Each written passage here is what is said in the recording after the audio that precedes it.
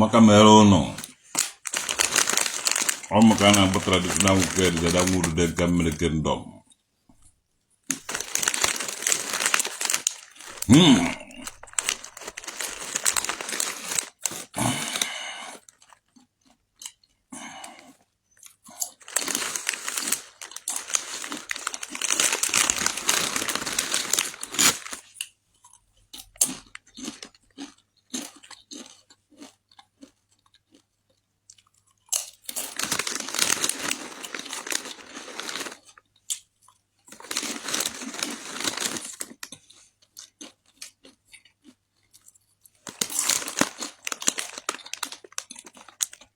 Nmiri Eweilo Okalakwu na egbegharị ya m were sio na ibe ka ja pụta nwoke ahụ n'ọnụ hiri nne okwubeghị ekwu akwọbedo benzi akwọ mara esirego Nmiri Eweilo Okalakwu na egbegharị ya m eso gịnị Ogunwa has as Yagua to Rumbana Noche with your teachings. A lot of women when you buy no work by a holiday Nava has a season of it. Pama have even a mercy. Nmiri Eweilo Okalakwu.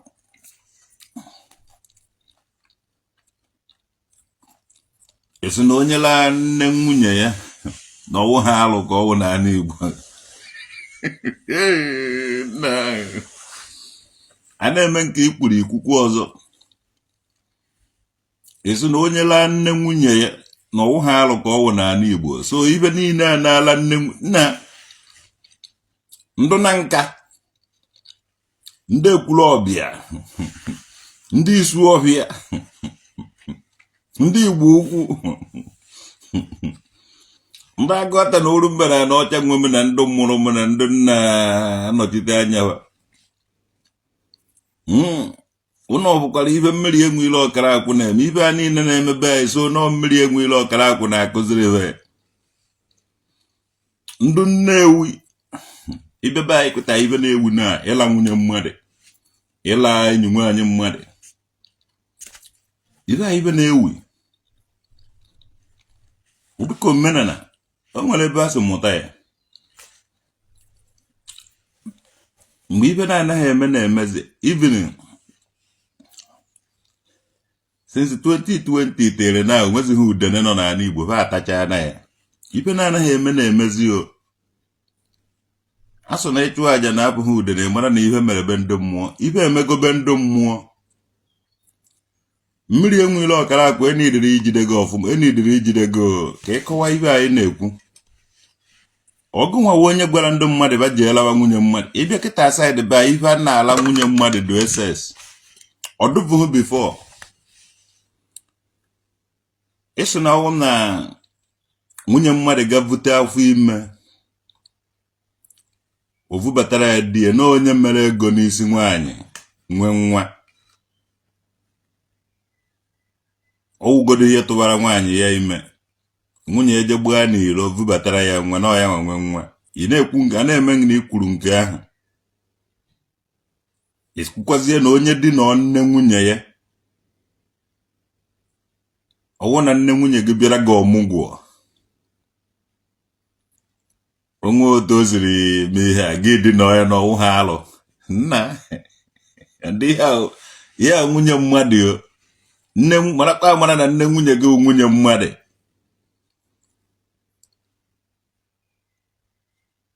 na omenala ahụ na-emedukwa iche na nke na-eme and from today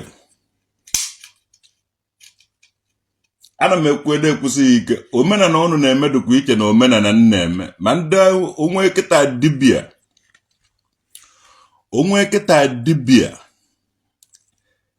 eze nwaanyị eze mmụọ aka ji ọfọ nweta gị side be nna m mmechicha gị ihe ya gwara na nna gị o mere ibe na mmụọ ahụ nọ be nna m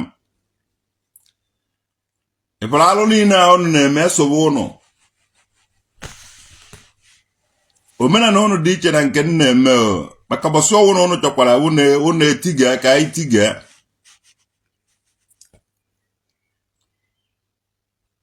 bọsị ọnwụ na unu chọrọ choose unu date time and venue kpọọ ọnụ m afa ka ndụwa onye ahụ ọnụ all this nonsense unu na-eme o je na-apụta ibe small because ndị unu na-emekọ ya wive ndị unu na-emekọ ya wive katakwuola ụnụ ahụ ihe awa asịsa ka ị na-asa ihe unu damage mebisiri n'ala Igbo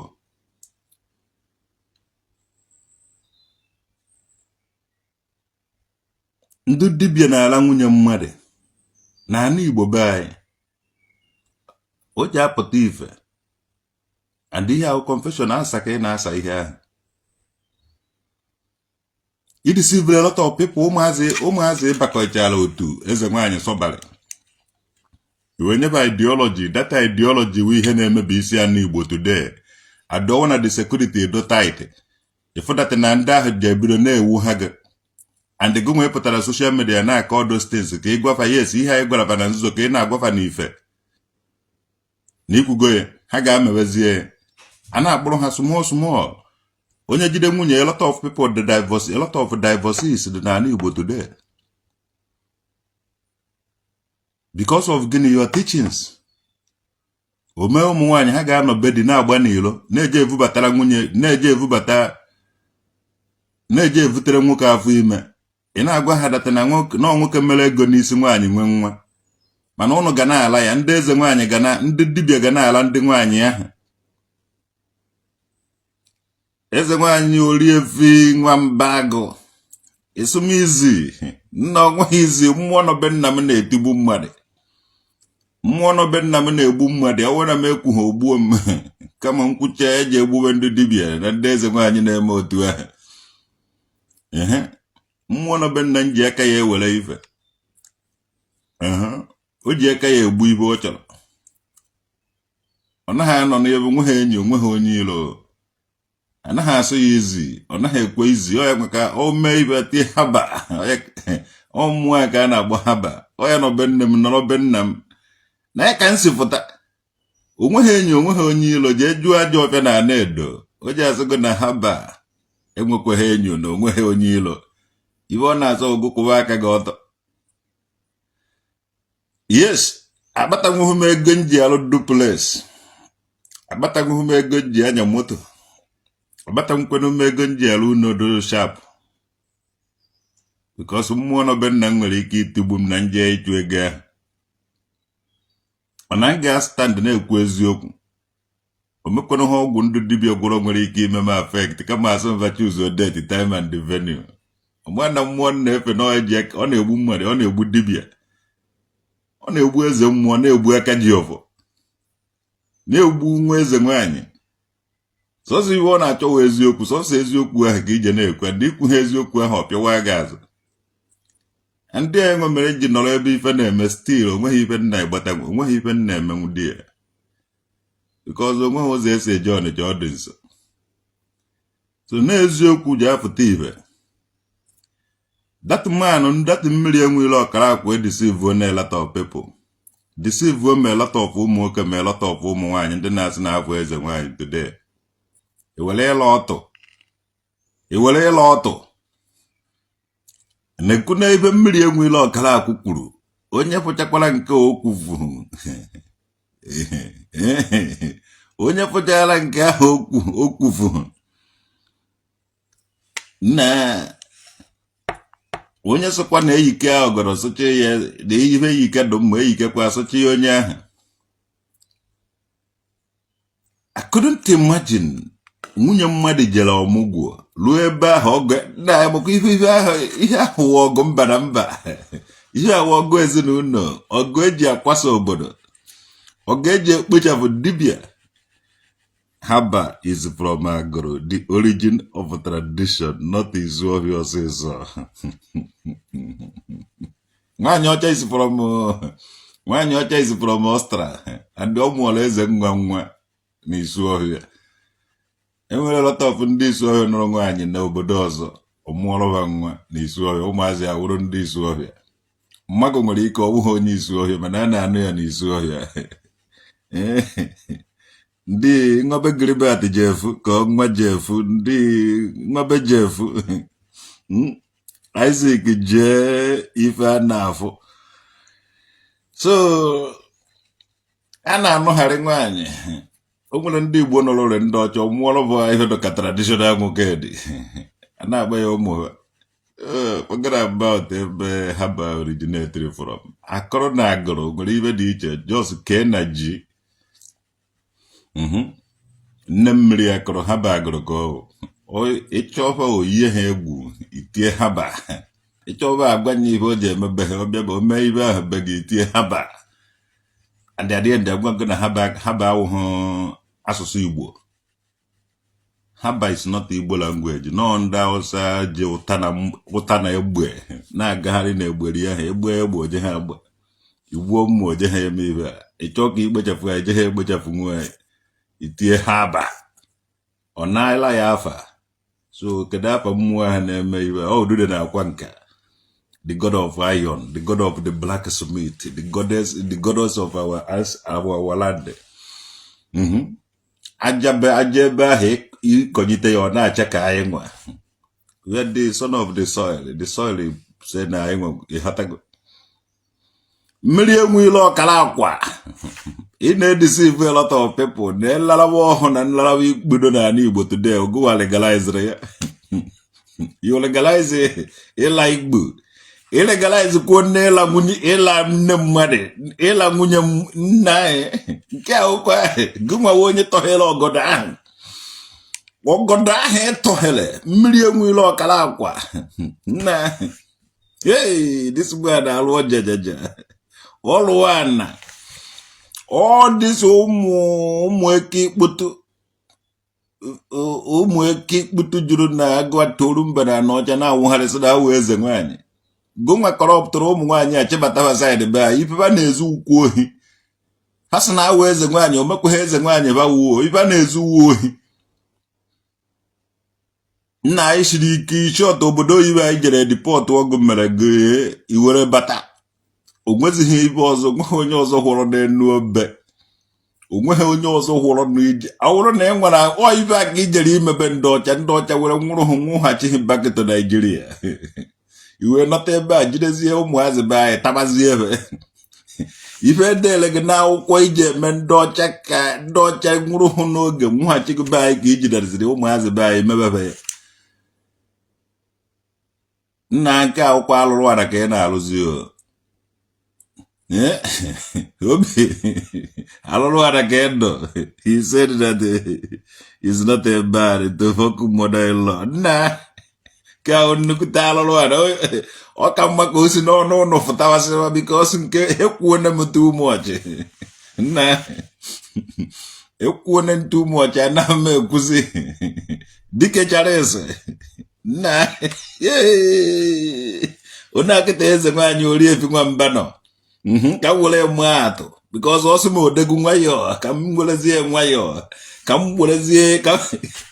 werezie ya nwa mụ atụ ozo nwaanyị ogbu Oriefi Nwamba mụnwa na-anụ nwa gị nwaanyị ịma na nwa gị onye amị ana m anụ nwa gị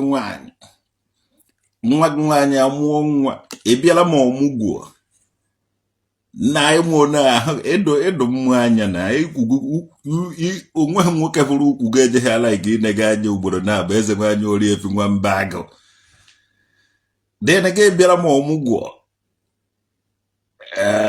nnecha nga anya n'abalị mabụrụ tụọ na nwa gị nke onye amị ji eso na-atụkwasị anya n'isi so ọhịa Nmiri Eweilo Okalakwu legalized.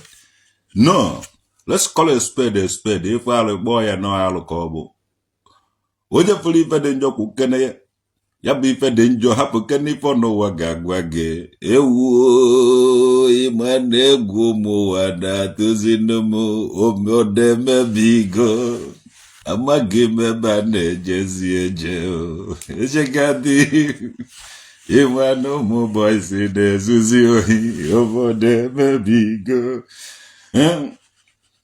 Na so nọ ihe dị mmanụ kwuru.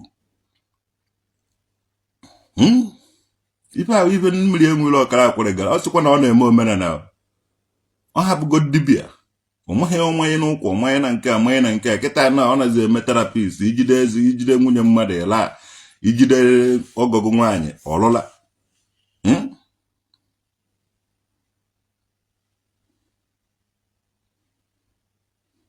Ọ ihe a ka o ji bata na ụmụ udo integration. Hụ na ihe anyị na-eme na ụmụ udo integration na anyị ji eziokwu na ịkwụba aka ọtọ eme ihe ụmụ udo integration.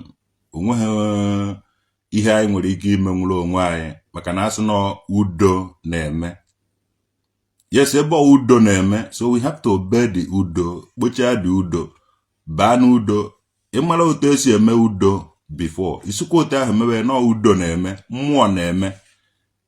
Nmiri Eweilo si ebe ahụ dị ka mpụ ya na Chimarin Temple ọfịa fụrụ agụ ga create their own group. Which is not Nmiri Eweilo Okalakwu na-eme. And at the end of it, o deceive a lot of ụmụazị by copy. Ihe na-adịghị ife na-adịghị bụ ife na-adịghị. You have to copy it, bring it there, gwakọọ ya. Were na-asa ụmụazị by isi. Awụ na udo, I see from the region ebe nwere udo. No udo na-eme. Egwu dị that time. Onweghị onye na-edina nwunye mmadụ. Onweghị onye na-ezu ife mmadụ. Because ifefu ebe a, ekpee na udo nọ here. Ifefu here, ekpee na mmụọ nọ here. So onweghị onye na-ewe ihe mmadụ, onweghị onye that time integration na ndị nna nna anyị ha layere foundation. And m ga-stand, m ga-defend ya. Ọ udo na-eme, mmụọ na-eme. Oge mmụọ na udo na-eme ife maka udo mmụọ bụ udo. Oge udo nọ n'egberi ya niile udude nke onweghị onye na-ezu ife mmadụ. Ọ kemgbe ndị dibịa ndị ohi ya bịara. Look at ife ha na-eme. Kala nwunye mmadụ. Ngwa bịa na nkala nwunye mmadụ. Bịa na nkala gị ọgọ nwa, bịa na nkala your mother-in-law. Ka ife ihe anyị ga-emegide ya. Nonsense. Go that side by bịala mother-in-law. Ka ife ọ na-eji esi ebe go kere. Nonsense. Na ọgwụna ka ọha n'ọnụ anaghị m eme ife ụmụazị. And otu a kịta nọ na ana m ekwu ya na agwụgwọ m ndị udude nke sọfa na ha emezire ka dibịa na-abịa n'udude nke mana ebe a belivuru na dibias m ga-anọ be nna m una nsukwu ya enu na ana nụrụ onu m mmụọ nụrụ onu m ụwa nụrụ onu m ga-anọ be nna m n'obe agụ nkwụ agụ na-emere onwe m ife na-eme. Onye wetuo onwe to zero ọwụrụ zero. Onye ọwụ na idobere onwe gị lo na ọwụ na isile ya ute dị nọrọ dị ya. Nonsense. Na ndị dibịa look at all this nonsense people kpọrọ onwe ha dibịa. Onweghị ife ha ma. And these people nọ na mmụọ. Ijekwana ha nọ nọ mana na mmụọ na-eme na-ege mmụọ ntị. Oge ọwụ na ọ na-agbachapụ na-ejebe dibịa. Oge ọwụ na ọ na-agbachapụ na-ejebe dibịa. Onye na-chi edo na mma gịnị ka ọ na-ejebe dibịa eje achọ dị sef. Nonsense. Ndị dibịa hụrụ ya n'ụlọ. Onye bi oje je ebe Nmiri Eweilo oje chọọ challenge traditional nwoke. Kugburu ma Nmiri Eweilo kugburu ọnụ niile ahụ ka ekwere ọdụ si nonsense. Ọ mmụọ ka ike. Onweghị dibịa, onweghị onye dibịa nwere ike stand mmụọ. Ihe ọnụ mechara ọ na-emele mmụọ account. We are the keepers of that mmụọ. We are the historical people of that place. So we na-record ihe niile unu na-eme. Nmiri Eweilo Okalakwu gwara unu jee lawa ya mother-in-laws. Unu ga-afụ ihe ga-eme unu. Gụọ onye lagoro ala. Ị ga-afụ ihe ga-eme gị. Unu aka na-achọ ijela ya mother-in-laws. Jisi na ike unu ga-afụ ihe ga-eme. Ndị onye unu na-akwado ijela nne ya. Ọ nakwa akwadoro na ihe ọ ga-eme unu. Onye na-akwado ijela nwunye. Ọnwụdo nwunye ya ose ndị back home. Many ndị eze nwaanyị ọ na-anọ nkwedo ndị eze nwaanyị sọbara fa na ha anọ nwube nwoke. A lot of divorce ka na Igbo on the dibia. Nonsense. Omenala Igbo ahụ dibia. Omenala Igbo ahụ dibia.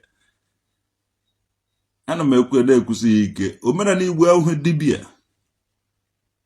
ndị dibịa nwere expiring date, ọgwụ ọwụna nwere expiring date. So ndị dibịa nwere expiring date, 419ers, criminals everywhere. Nmiri Eweilo ịlago nwunye mmadụ nke ihe gwara ndị mmadụ mere andịla kwuo nne nwere ike ị na-edinakwu ya ọgbada ịlọ andị ọwụhụ njọtọ yo na gaadị ga-etiche ihe ege na okwu ka na-apụta, okwu ka ji apụta na okwu apụta obere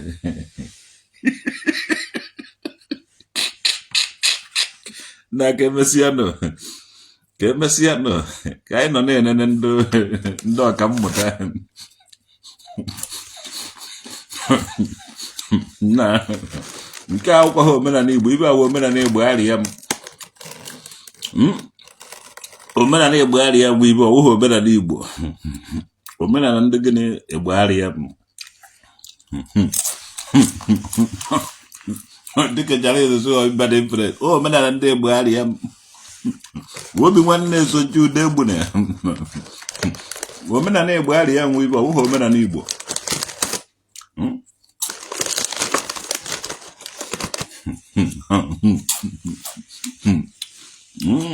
Izuchukwu CFC ọmaka mewere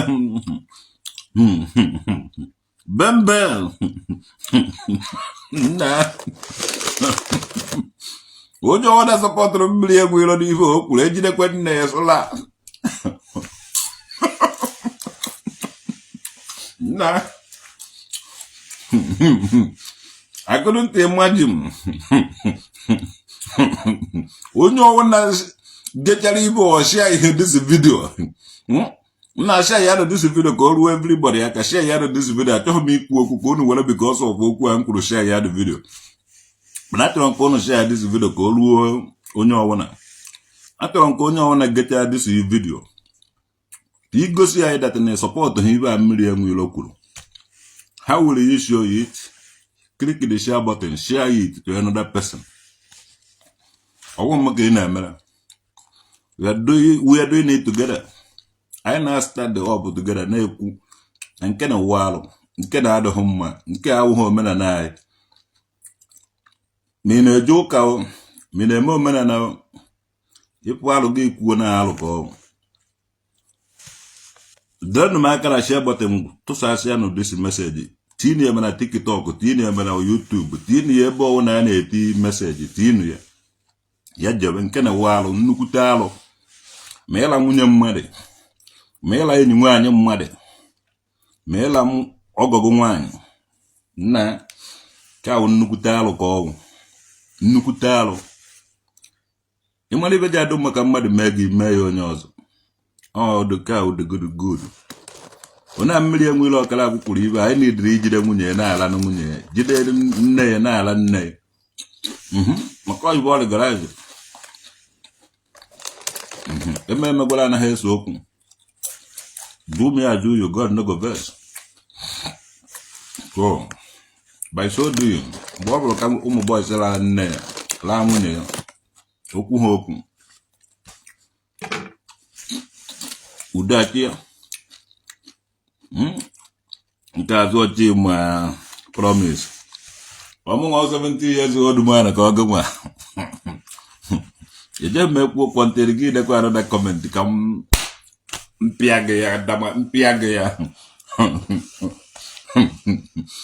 chima promise kwukwu okwu ọmụnwa ka ọ mmiri ka onye wụ 70 years old man just kwuo okwu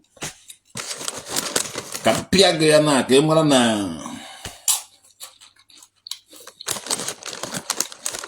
ọmụ ka a na-akpọ ọkpọkọ ikwue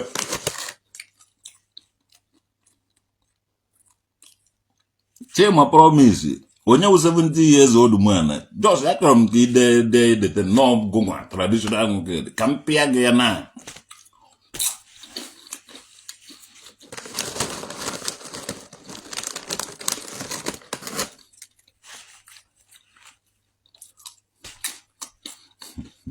ọ kwara ka nneche na-emechakwara na video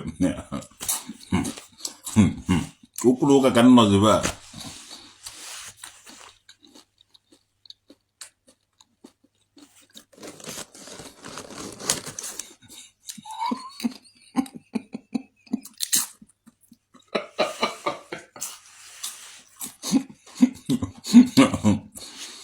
ka mere ụlọ niile onye ahụ tata asụkwa ya chọọ m nwa ekwu alụ n'ọnụ mbụ Nmiri Eweilo ọsụgola nna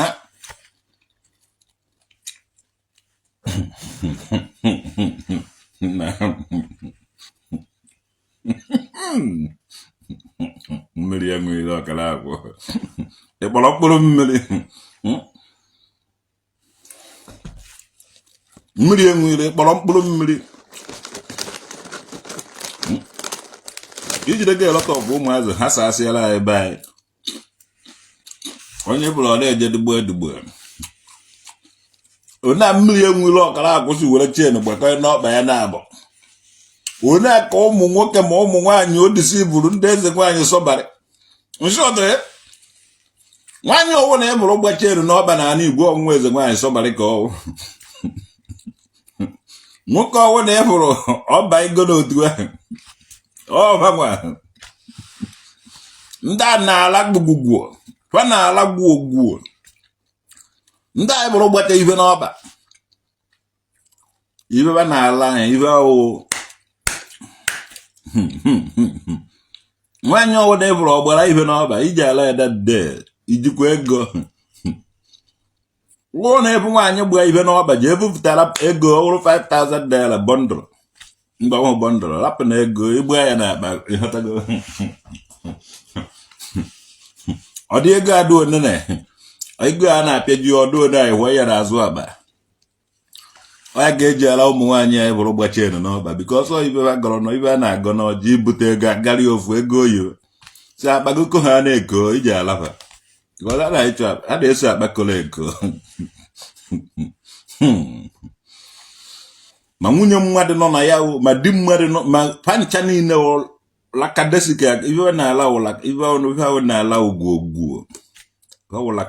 ibe na-ala udesik fa lakarịrị ibe ahụ lakadesi isi ọdụ ya amaghị m oyibe a amaghị m dimini na ọpara kadesika mana oyibe nke m tụma on ịkwụrịta ya ibe na-eme ha na-ala nlakasị ka ha na-alakasị yes ebe a na-eji asị ga eze omeghe eze nwaanyị bawu ego gị ka ba na-ala achọ inu ohu ọla gbowa ya ọgwa gị eziokwu Nmiri Eweilo Okalakwu ihe idisi ife na-elọta ọpụ ụmụazị be anyị ndị eze nwaanyị sọbarị massive report on my page massively gbasara m alụ ụrụ na-eme n'ala Igbo karịrị ya karị nga na-ekwu na ha eziokwu so ga na ofu na watch m nga na-agwa unu eziokwu unu esighị n'ala Igbo bịa unu nwa iwe deported from Spain from obodo oyibo ebe a Nmiri Eweilo Okalakwu jere unu nwa the people deported unu nwa instrument eji hasa ala Igbo mana onye kwe ka unu hasa abe ya hasa abe ọ dị so ụmụ nwaanyị ụgbacha ibe n'ọkpa kpofuo ntị na abọ ntị na atọ ibe na-akpofu akpofu ofu ebe a kpofukwa ofu ebe a kpofukwa ofu ebe a ụfọdụ na-akpofu ịtọ ụfọdụ na-akpofu ịbụ ọ dịpendịrị ọ dịka ike Nmiri Eweilo Okalakwu viri ha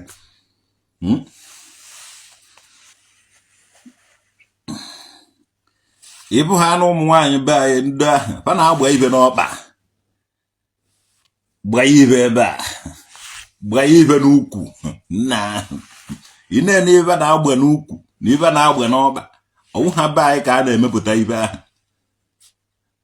nke a na-emepụta be anyị aka ịgala feji ha agbanwe aka ịgala feji ha agbanwe jigida ndị Igbo maka nke ahụ ibe nọ na nke ahụ iwerela ọtọ iwerela agwụnye mmadụ ịmakpụrụ ije ha pụtazi ịtọ ebe ahụ so ụmụ nwaanyị Igbo unu eme n'onwe unu unu emego onwe unu ife unu awụhụ unu emego onwe unu ife unu awụhụ Nmiri Eweilo is doing that nonsense to people's wife mgbe na-ekwu ya onweghị onye chọrọ ige m ntị because epesekutugo m gbuo m gbọọ m anụ ọhịa kategori kpọọ m na nna aṅụ Igbo na nna akpọ mkpụrụ mkpacha ife ya isi ịnọ ndị odegwu na-eje di ya a na-ala nwunye mmadụ na-eme ọ na-eme ya ọ naghị eme ya ọ na-ekwu ya ọ ihe ọ na-ekwu ka ọ na-eme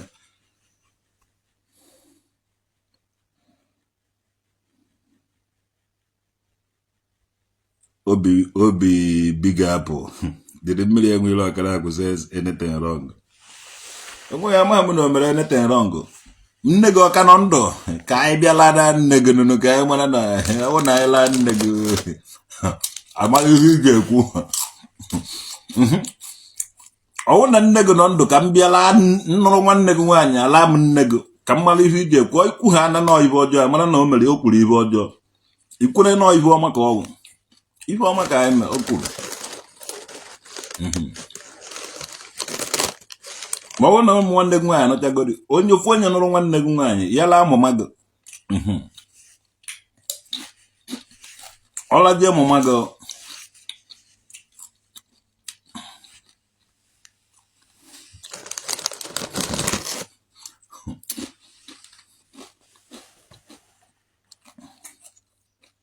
agodo ndị kasị tolo ụmụaka mewere gị. Obi Big Apple na-ajụ na Nmiri Eweilo Okalakwu kwuru ibe ọjọọ. Mgbe o kwughị ibe ọjọọ ibe o kwuru amaka. Mana mgbe ogo gị nwoke laala nne gị mgbe a ka eji eji mana o kwuru ibe ọjọọ ka o kwuru ibe ọma.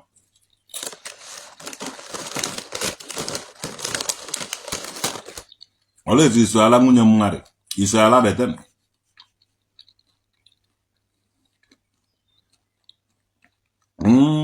Nnamdị mmadụ ya uji ọmaka mewere gị nwanne mmadụ. Unu ekwukwa onye ọwụrụ unu nwuderela nwunye mmadụ ma kụọ na onye ahụ ezigbote ibe. Ndị ejidego World News Channel. I guess you didn't understand the message from Nmiri Eweilo. Don't worry. Ị ga-emecha ghọta the message. Ị ga-emecha gị nwadị onwe gị ji emecha ghọta the message. Kpọchị ọgọ gị nwoke ji ala nne gị. Kpọcha ikwu okwu akụwa ngị isi. Ị na-adagoro World News Channel.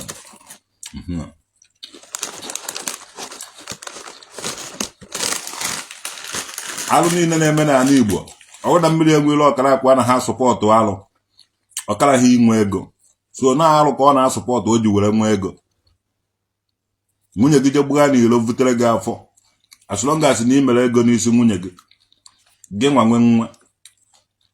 And ị ga-atụwanye nwaanyị ime. Mana nwunye gị ji ọsọ gbapụ jee outside je bute dị nwa. Ọwụ ha alụ ka ọ wụọ. Because nwa wụ ya nwa. Ị na-ene anọda nwa na ọbata be gị.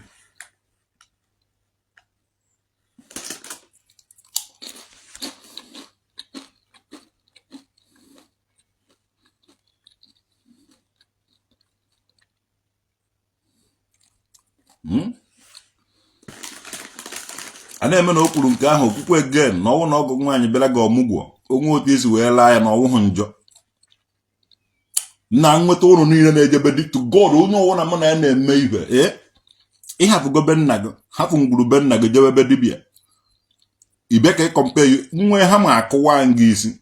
Anakọ m ekwu ehi ya ibe niile na-ekwu na social media wee evidence m ga-eji were prove ya na court ọwụna. Ibe a ndị dibịa na-emebe anyị awụghị ihe m na-eme. These people are very stupid. Ekwesịrị ọwụ na enye m chance m ga-egbere ndị dibịa ihe na elementary school kụziere ha ihe ha na-eme ihe na secondary school. Onye graduate enye certificate ọ ga practice ihe ahụ ọ studied.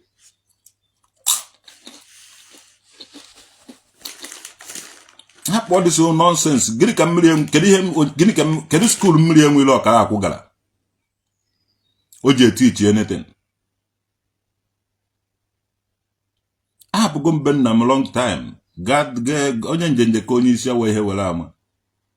So e deserve data obe agụ na ọ dị ya na-teach na-etake yes because I'm a traveler. I'm a wise one. Ama m awụ m onye oke amamife. Gịnị ka ebe ka o riri nne ọ tara anụ na-abụ ọ na ebe ahụ edeceive ụmụazị na-akọtu na social media. Ọzụnwụ ha ewu ọzụnwụ ha atụrụ onweghị ibe ọzụnwụrụ na useless ụmụazị be anyị. Onweghị ibe ije kịta asụ onye ahụ ma omenwo na ọwụghị ịla onye a iwetara ya anụ ọta ịla onye a. Ndị a na-ewetara gị anụ gịnị ka ha na-eme ha ji eweta deten ọ ga-continue.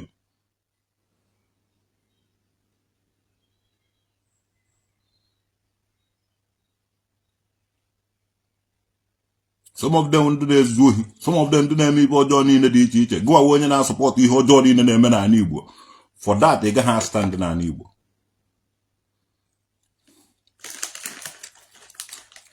O nwere oge ọ lụrụ ndị dibịa na ndị eze mmụọ na ndị aka ji ọfọ hapụzie the indigenous people ha ga na-ekpere ekpere ka ọ dịrị fa na mma kpebere ebe ọ na-esi bute ego. Ebe ọ na-esi bute ego. It happens. So mgbe aka nji na ndị omenala ha na-eme na nke anyị dị iche. We work hard to defend the mmụọ na be nna anyị. Politics nwere ike ịnara ndị ilo gị ego, nara onye ọwụ na ego. Onye ọwụ na dibịa ka m gụna ya na-atọ iji ha ego igbu gị dị izi. Onye ilo gị onye gụna ya na-eme ihe bịa were ego onye dibịa ha egwe ya otu ọ ga-esi egbu gị nara ya the money. Ụnụ amaghị ndụ na-egbu ka ụnụ na worship. We stand gidigbam and I ga-anọ dị ọgụ. With even in that material things niile ha nwere. Only say the word it shall come to pass. I ga standing off ahụ onye ọwụna ji ọfọ mana ọfọ ma onye ji. I wait for that time. Mmadụ ga-asị gị na ọwụ dibịa na o nwere ihe o menwuru. Ochuzuo date time and the venue. M ga-ama aka Ekwulọbịa Township Stadium. Ebe ihe niile ga na-eme ị ga na ọnụ ga na-agba tiketi na-abịa enene idea. Nwa dibịa ọwụna nwere mgbọrọgwụ nwere ibe ọwụ na o nwere. Ekwulọbịa Township Stadium is to watch. Ibe ebe ahụ ime ibe a ka anya ụwa na-efụ gị. Imenwu ha anything ị gaghị esi na Township Stadium na-apụta. Nonsense.